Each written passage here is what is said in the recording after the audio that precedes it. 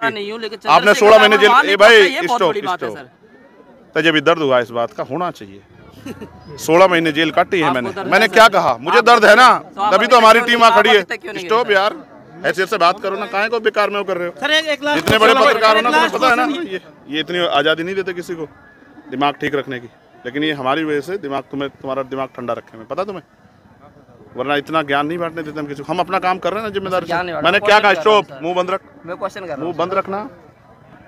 Question तो करो, मैंने क्या कहा ना, क्वेश्चन हो गया ना खत्म, ये हम तय करेंगे ना, क्वेश्चन करेगा नहीं करेगा, पकड़ के ले जाओ साइड में। जो सत्संग भवन की जो आयोजन में आए हो या फिर पार्टी का भी साथ में है, देखो प्रचार है 2024 का विधानसभा का, मेरी बात सुनो, 24 के विधानसभा से पहले 24 का पार्लियामेंट का चुनाव आएगा, फिर विधानसभा का चुनाव। हम लोग राजनीतिक लोग हैं, राजनीति भी इसलिए करेंगे क्योंकि बाबा साहब अम्बेडकर कह गए कि राजनीति में हिस्सेदारी न लेने का सबसे बड़ा दंड ये होगा कि योग्य लोग आपके ऊपर शासन करें। जब हम पे वोट है तो हमारे लोग भी राज कर सकते हैं, हम पिछलग्गू बढ़ने के लिए इस देश में नहीं। तो आज महाराज जी का जन्म दिवस था, उस जन्म दिवस के ऊपर मेरा महाराज जी से बड़ा प्यार है, मैं उनका जन्म दिवस सेलिब्रेट करने और सतगुरु रविदास जी महाराज से, भगवान वाल्मीकि महाराज से, गुरु नानक देव जी से प्रार्थना करने के लिए यहाँ आया कि सतगुरु जी उनको लंबी उम्र दे, और क्योंकि संतों का रहना समाज में जरूरी है, संत समाज को दिशा देते हैं, तो उनके जन्म दिवस पे और उनसे आशीर्वाद लेने के लिए मैं यहाँ आया। और क्योंकि समाज बड़े पैमाने पे इकट्ठा हुआ तो हमारी जिम्मेदारी भी थी कि समाज से बात रखें। मैंने समाज से यही अपील की है कि समाज लंबे समय से यहाँ दूसरों के पीछे खड़े होकर राजनीति कर रहा है, जबकि बाबा साहब ने वोट का अधिकार ताकतवर बनने के लिए दिया था। हम चुनाव में वोट देते हैं और फिर 5 साल पछताते हैं कि हमारा कुछ हुआ नहीं। ऐसे होते होते 70 साल बीत गए। अब तो हमारे लोगों को जागना चाहिए, मुट्ठी बन के, ताकत बना के, एकजुट होके। और अब तक उन्होंने ऐसे लोगों को मौका दिया जो उनकी मदद नहीं करते थे, उनकी लड़ाई लड़ते, अब काम करने वाले लोगों को भी उनको मौका देना चाहिए। मुझे विश्वास है हमारे भीम आर्मी के प्रदेश अध्यक्ष जी, भीम आर्मी के प्रभारी, आज़ाद समाज पार्टी के प्रभारी, हमारे राष्ट्रीय स्तर के नेता जो यहाँ रहते हैं, हमारे विधानसभा, जिला, मंडल, संभाग के जो नेता यहाँ रहते हैं, काम करते हैं, उनकी मेहनत से आज़ाद समाज पार्टी 2024 का लोकसभा चुनाव भी और 2024 का विधानसभा चुनाव भी, सभी विधानसभा बड़ी मजबूती से लड़ेगी। क्योंकि आज़ाद समाज क्योंकि अकेले चुनाव लड़ेगी या किसी के साथ गठबंधन? क्योंकि हमें ये भी देखना है कि किस किस विधानसभा तक हमारा काम कहाँ तक पहुँचा, वो हमें तभी पता लगेगा जब वोट की संख्या आज़ाद समाज पार्टी को मिलेगी। इसलिए हम अपने बलबूते चुनाव लड़ेंगे और बाकी अभी चुनाव में बहुत समय है।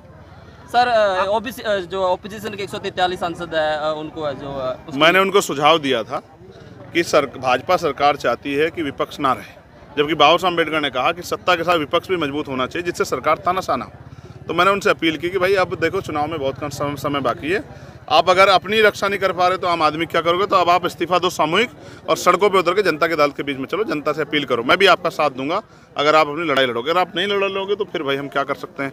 तो मैंने उनसे अपील की है कि मैं भी आपके साथ हूँ अगर आप सड़क पर अपनी लड़ाई लड़ने के लिए जाते हैं। और शायद सुझाव का असर भी है कि आज जंतर मंतर पे उन्होंने एक बड़ा प्रोटेस्ट किया है, लेकिन सवाल ये है कि जब तक जनता खड़ी नहीं होगी, ये देश में जन आंदोलन आसान नहीं है, क्योंकि इस देश में जातियों में ऊंच नीच है, भेदभाव है, बटे हुए हैं लोग। हमारे महापुरुषों ने, सतगुरु रविदास जी महाराज ने भाईचारे की बात की, बाबा साहब अम्बेडकर ने भाईचारे की बात की, माननीय काशी राम साहब ने टूटे फूटे लोगों को, हक वंचित, दलित, पिछड़े, आदिवासी, मुस्लिम, जैन, सिख, बौद्ध, ईसाई, कर्म, जो 85% बहुजन समाज को जोड़ने का काम किया। हम भी उसी काम को आगे बढ़ाने का काम करें। हमने संघ बना के, भीम आर्मी का जो संगठन है उसके जरिए हमने दलित, पिछड़े, आदिवासी, मुस्लिम, जैन, सिख, बौद्ध को इकट्ठा करने का काम किया। अब आज़ाद समाज पार्टी में उनको हम राजनीतिक हिस्सेदार देके आज़ाद समाज पार्टी के जरिए हरियाणा में कमजोर वर्ग को राज लाने का प्रयास कर रहे हैं। सर, जो किसी के साथ गठबंधन, ये पार्टी के नेता तय करेंगे, मेरा मैं तो पार्टी का वर्कर, यहाँ के हमारे नेता तय करेंगे। उपराष्ट्रपति की जो मजाक उड़ाया गया, मिपरी करेगी, देखो साहब, कितना जायज है सर ये? क्या ओपोजिशन ने इस हद पे आ गया है? मैं आपको एक बात स्पष्ट कहता हूँ, शायद वो अच्छी ना लगे, मगर सच कहने में अच्छे बुरा नहीं देखना चाहिए। ये उपराष्ट्रपति तब भी यही थे जब पहलवान बेटियों को घसीटा गया, वो भी शायद इसी समाज से थी। जब किसानों पर लाठी चली, वो भी समाज में से थे। और जब हरियाणा में जाट आरक्षण आंदोलन में जिस तरह से हजारों हजार लोग जेल गए और तमाम तरह की मुसीबतें जाट समाज, तब भी ये उपराष्ट्रपति जी यहीं थे। आप भाजपा की पिच पे जाके भाजपा के इशारों पे काम करोगे तो आपको ये अपमान सहना पड़ेगा, जबकि मुझे इस बात का दुख है। मैं नहीं चाहता कुछ भी हो, लेकिन आप ये सोचो, ये आज की बात थोड़ा ही है, बड़े बड़े नेताओं के कार्टून बनते आए हैं, ये तो अभिव्यक्ति की आज़ादी है।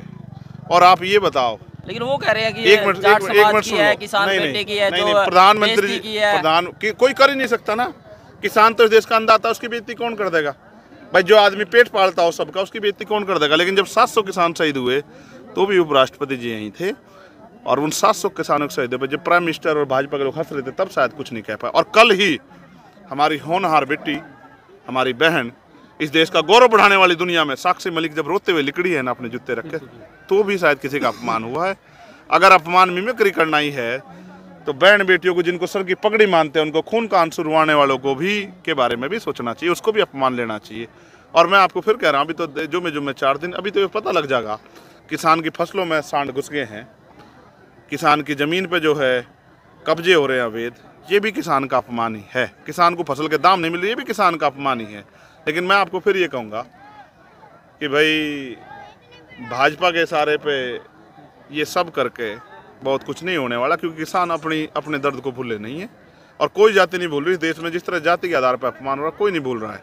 और हम किसान का मेरे मजदूर परिवार के लोग हैं, हम इस एकता को बनाने का काम कर रहे हैं। किसानों में, मजदूरों में, कमेरे वर्ग में इकट्ठा एकता बन जाए, क्योंकि यही एकता भाजपा को सत्ता से बेदखल करेगी। एक बार तो हमने झुकाया है सरकार को 2 अप्रैल 2018 में, या सदगुरु रविदास जी मार्ग जब गुरु घर तोड़ा गया दिल्ली में, हमने सुप्रीम कोर्ट सरकार को हिलाया, झुकाया है, या फिर झुकाया है किसी ने, तो किसानों ने झुकाया। अगर हम इकट्ठे हो जाएं, किसान, मजदूर, नौजवान, महिलाएं, कमेरा वर्ग, अगर ये इकट्ठे हो जाएं तो फिर भाजपा को रोका जाए, इसके अलावा कोई रास्ता नहीं। सर संसद हमले पर क्या कुछ कहेंगे? जो ये सरकार की नाकामी है ना, उसी को तो छिपाने के लिए ये सब चीजें, ये जो रोना पीटना हो रहा है, ये सिर्फ संसद पे जो हमला हुआ अपनी नाकामी छिपाने के लिए।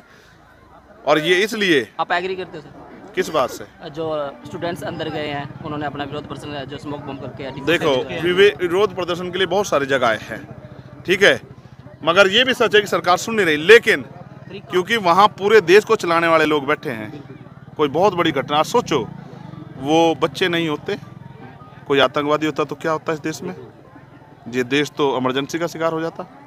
वहाँ प्राइम मिनिस्टर भी रहते हैं, गृह मंत्री भी रहते हैं, फाइनेंस मिनिस्टर भी रहते हैं, बहुत सारे लोग रहते हैं, रक्षा मंत्री भी रहते हैं। बहुत बड़ी चूक है सर, प्राइम मिनिस्टर को जवाब देना चाहिए था, गृह मंत्री को जवाब ना देने की बजाय आप ये जो पिछले दरवाजे से ये जो खेल खेलते हो ना, जाति का, धर्म का, जब आप ये किसान बेटियां बैठी हुई थी, पहलवान बेटा, तब क्या कह रहे थे यही भाजपा के लोग कि एक जाति का आंदोलन, जाटों का आंदोलन?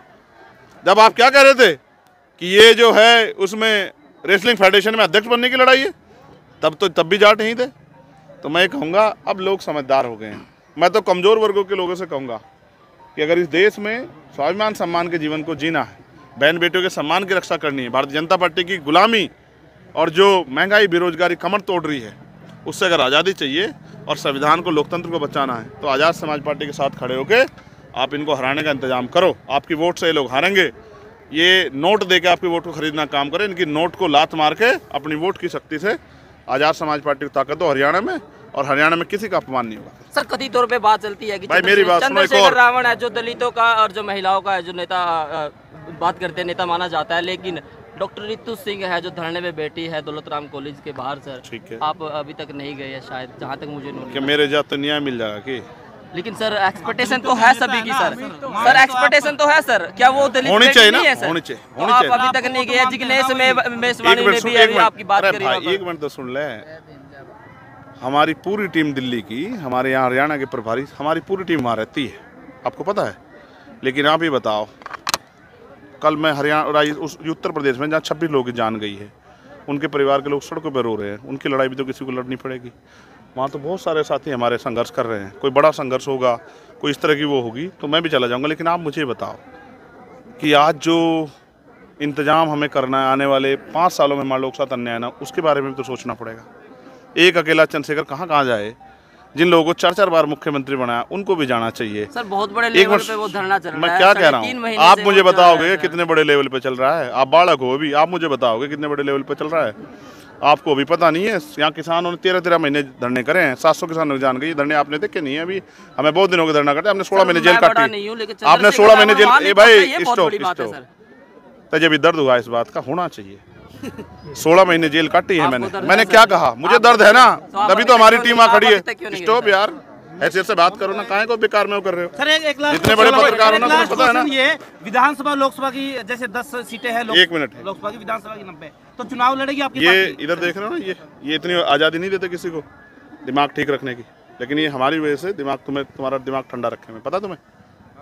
वरना इतना ज्ञान नहीं बांटने देते हम किसी को। हम अपना काम कर रहे हैं ना जिम्मेदारी ज्ञान नहीं से। बांटना, मैंने क्या कहा, क्वेश्चन कर रहा हूं स्टॉप, सर। मुंह बंद रख, मैं क्वेश्चन कर रहा मुंह हूँ, बंद रखना। क्वेश्चन तो करो। मैंने क्या कहा ना, क्वेश्चन हो गया ना खत्म। ये हम तय करेंगे ना, क्वेश्चन करेगा नहीं जाओगे करेगा, सर आप। पकड़ के ले जाओ साइड में। जाओगे।